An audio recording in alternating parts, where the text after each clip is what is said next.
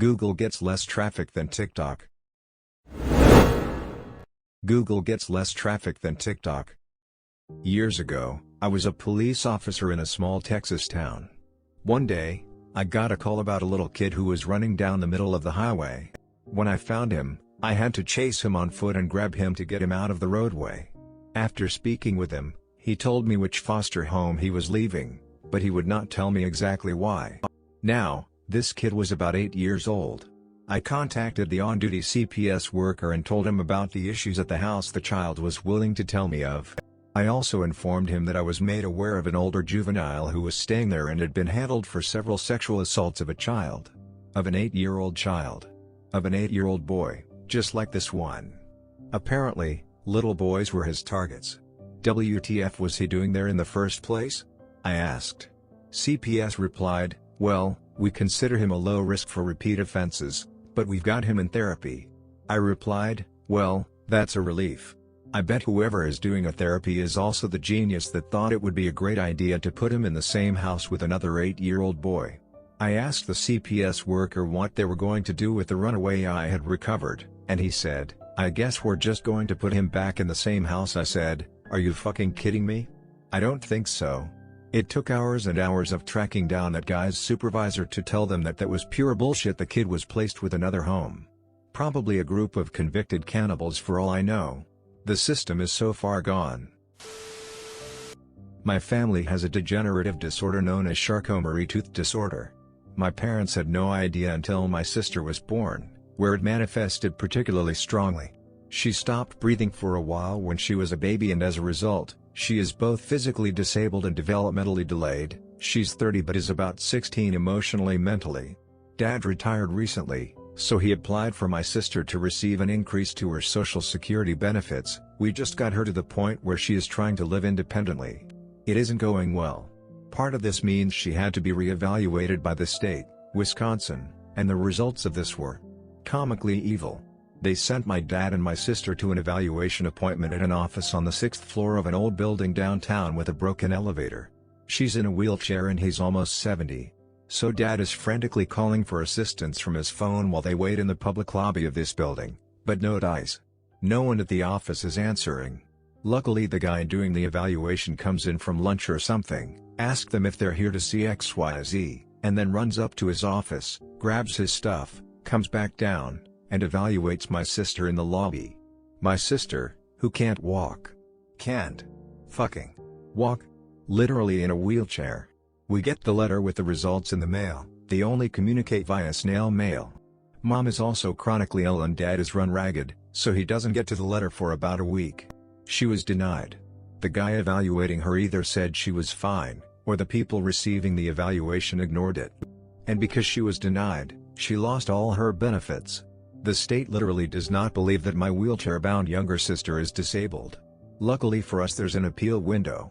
15 days. And they need 10 years of physical medical records proving she's disabled. Oh, and they only accept a response by fax, not snail or email. And this was right before the holidays, when they would be closed until past the appeal deadline. Dad scrambled all day, digging through boxes and collecting papers, and then had to drive to Kinko's to pay to use their fax machine. We assume they got it, and they told us so over the phone. Now all we can do is wait to see if we need to move my sister back into her parents' house. We don't expect to hear back from them for at least 2 months. Here's the kicker. It turns out, this is not unusual. In fact, it's generally accepted as par for the course. The state always denies your application. You must appeal. After all, if you weren't actually disabled, you wouldn't appeal, right? Oh yay, and now that dad is retired, this is going to be a yearly thing, or so I am told. Our society only values you by an amount exactly equal to how much money you can make some rich fuck even richer, and nothing beyond that. The justice system as a whole. Once you make one mistake, you're set up to fail again rather than actually receive help to change. You get arrested one time, get put on probation, probably fuck up probation somehow because the guidelines are literally ridiculous, back in jail, and the loop continues. People on probation pay so much time and money to pay for their one mistake, and probably end up in prison again anyways. And those who get out of the loop and get a second chance at life, continue to pay for that one mistake by constantly being denied for jobs and places to live. So how are they supposed to get better? And don't even get me started on jail prison. The idea was it's supposed to be a rehab, to teach people who don't know any better and to help better people. But it's nothing but violence and traumatic experiences. We literally have human beings being kept in boxes for months, years, lifetimes, because of one choice that was made in their life. Solitary confinement is literally torture and has been proven to cause short and long-term mental damage. So how do you expect to put someone through that kind of trauma, then throw them back into the world with nothing and no resources or places to stay or jobs to help them get started? The whole thing really hurts my heart. Everyone makes mistakes in life. And I think humans will always do bad things and hurt each other, that's part of life. But humanity trying to control the good and bad that happens in the world, I think just adds more steps in the middle and causes more harm than good. That's just my opinion based on my experiences and observations in my 23 years of life. 5 a.m. I go outside for a smoke. A woman is yelling she's just been raped and is running down the street with no bottoms on. After I wave her down, she puts on a pair of pants she had and I give her a pair of shoes. I tell the night manager to call the cops and he goes, "I don't get paid enough for this shit." Woe is me, this lady just got assaulted and you're complaining you have to pick up a phone to dial 911? Cops get here and she shuts down BC of all the noise of the fire truck and ambulance wailing away, but she chooses to not go to the hospital so they left. What really got me was how the cops were questioning her. Why was she out so early? Does she do drugs? Etc. She told them she did have an addiction, and she was out so early BC she was homeless and the kitchen opens at 6. You have to be there early BC, the spots fill up fast. She was with her friends when a guy they didn't know that well showed up. He offered her some drugs and she went in his car. Next thing you know she says he's upset BC he doesn't want to give drugs for free and then starts ripping off her pants. Horrible story. Horrible to hear and know it happens not even moments before. There she is, bearing her heart out and freezing cold in the rain, saying this was the second time that week. The cops are just looking at her like she's a WHRE, no empathy or understanding. I remember I just asked her if she needed a blanket or something because it was raining and freezing cold, and I could see the cops almost react to my question and snap them out their haze. A human being is shivering and wet, just been assaulted, the best you can offer is "Why were you out so early?" This really isn't a judgment but an observation. It was really sad. She left after they did, saying she didn't go to the hospital because they stick something inside you to test for whatever it is they test for, and after an assault that's the worst thing. They also treated her like shit, she mentioned. Pretty sure he got away with it. Because disabled people can't work, we aren't given enough money to live. We aren't deemed useful by society, so we're forced to rely on others to help us pay our bills.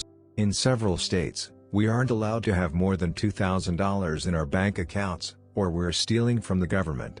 It feels like going to a potluck and being told I can eat a few pieces of bread because I couldn't bring anything. Google got less traffic than TikTok. Which is very scary considering how we get our information these days. Instead of getting specific information by Googling it, we fall down various rabbit holes and get information recommended to us instead. This is especially apparent with the new generation who are growing up with curated feeds, and the older generation for whom the internet wasn't as user-friendly as it is now. The paradigm of the internet is fundamentally shifting from a clear open internet where you go out and search for what you want, to everything being put in front of you on a shitty platter. And it is up to you to find out how much shit is on it. If you even know how to do that.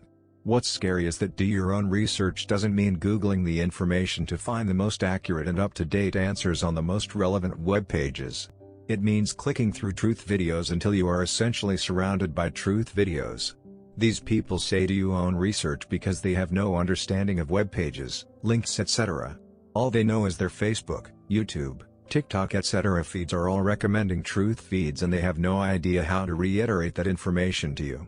They don't know how to link it to you. That means so many people are surrounded by broken information or even completely wrong information. And the only people with the foresight to fact-check it are those who use Google, or other search engines, to fact-check or get other competing information to confirm stuff. You cannot tell them how to fact-check it because Googling or fact-checking isn't part of their vocabulary. They probably think fact-checking means your feed is showing different stuff with other broken information. Which is the disconnect. They will be immediately distrustful of any internet content that didn't come from their feed. Their feed is the best feed with the best information. Anything coming from elsewhere comes from different feeds and must be broken. It's probably why the algorithms favor right-sided politics better. The leftists don't rely on the algorithm enough for their information because they are more distrustful of anything that comes up in their feeds. But rightists are relying more and more on their feeds for their information. And the algorithm loves it as rightists are more accepting and trustful of their truthers. And the worst part is we cannot fix it. Googling things is a thing of the past. Fact-checking by looking for other sources? Only the nerds do that. Google was too inconvenient for people, so much so the new internet joiners are much more likely to hear about their relative feeds instead of about search engines and how they work. And as long as having shit spoon-fed to you is more convenient than looking for stuff yourself is more convenient.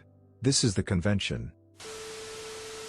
A man I work with works 2 full-time decent jobs, including the one we work at together, with a rough commute home. He gets a daily average of 4 hours of sleep a night so he can still go to the gym or run errands. He has to fly out on weekends to different states to visit his kids and can barely afford a 2-bedroom apartment.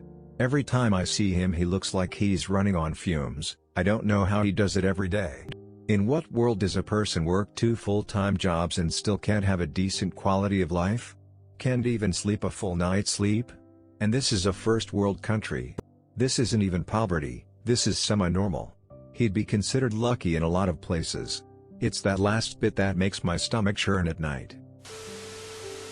The fact that healthcare is driven by profit.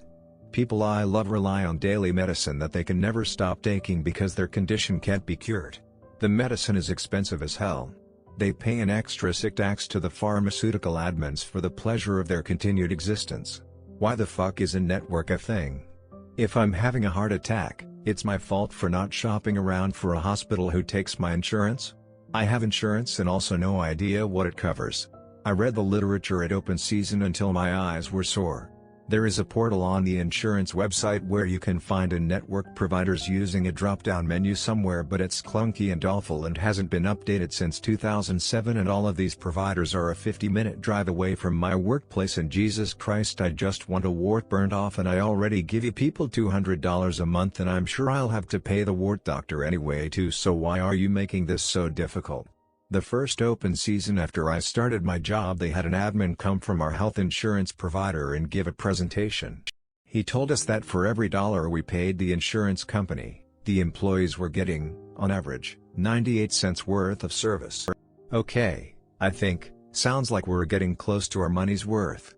The admin then scolds us, a room full of adults, and says that they want to see our service value closer to 75 cents on the dollar, and tells us about a cheap new service they're offering where you just text a doctor what your problem is, and no, maybe they can actually take your vitals or listen to your chest as you breathe over the phone.